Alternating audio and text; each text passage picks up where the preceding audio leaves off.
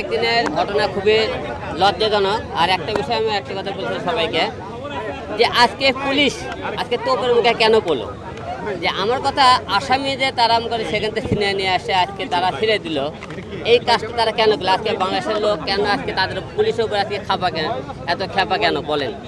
আর আপনারা সবাই জানেন যে আমরা গত কয়েকদিনে যে আন্দোলন যে দেখেছি, এই আন্দোলনে আমাদের যে সমস্ত ছাত্রছাত্রী মারা গেছে এবং তাদের পরিবারের পক্ষ থেকে সবাইকে আজকে একটু আগে আমি দুইটা মনে করেন আন্টির সাথে কথা বললাম, তাদের পরিবার থেকে তাদের মনে করেন লোকজনকে ধরে আনা হয়েছে।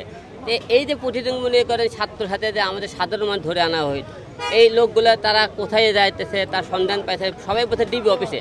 আর ডিবি অফিসে প্রতিটা আসামি কেন আনা হবে? এটা তো জেলখানা না।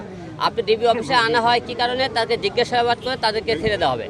কিন্তু ডিবি অফিসে তারা জিজ্ঞাসা না করে তাদেরকে আটকে রাখছে।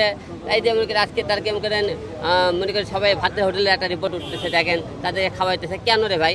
এই যে আজকে পুলিশ আজকে মনে করে সমালোচনা করতে তাদের কার্যকলের কারণে, কারণ এই কাজটা তারা করা ঠিক হয়নি। কারণ আসামি ধরে লাগতে আপনি আসামি ছেড়ে দেন, আপনাদের কয় দেখানা না, প্রতিটা ছাত্রছাত্রীকে ধরে নিয়ে আসতেছেন, তাদেরকে আটকে রাখতেছেন এবং ছেড়ে দিতেছেন না, এবং আপনাকে ইচ্ছে মতো ধরে নিয়ে আসছেন, ইচ্ছে মতো নিয়ে যাইতেছেন। অবশ্যই আমরা ছাত্রদের পাশে আছে, আন্দোলনের সাথে আমিও একমত। কারণ আমরা ছাত্রের পাশে চাই এবং আমরা এমন আন্দোলন চাই না যে আন্দোলনে মানুষের সন্তান, মানুষের বুক খালি হোক, কোনো মায়ের সন্তানের বুক খালি হোক। আমরা এই ধরনের আন্দোলন চাই না। আমরা সুস্থ আন্দোলন চাই এবং ছাত্রদের পাশে এই হলাম আগে থেকেও চাইলে, এবং আপনি জানেন শুরু থেকে ছাত্রদের পাশে আমি প্রতিটা প্রতিবাদ করার চেষ্টা করেছি।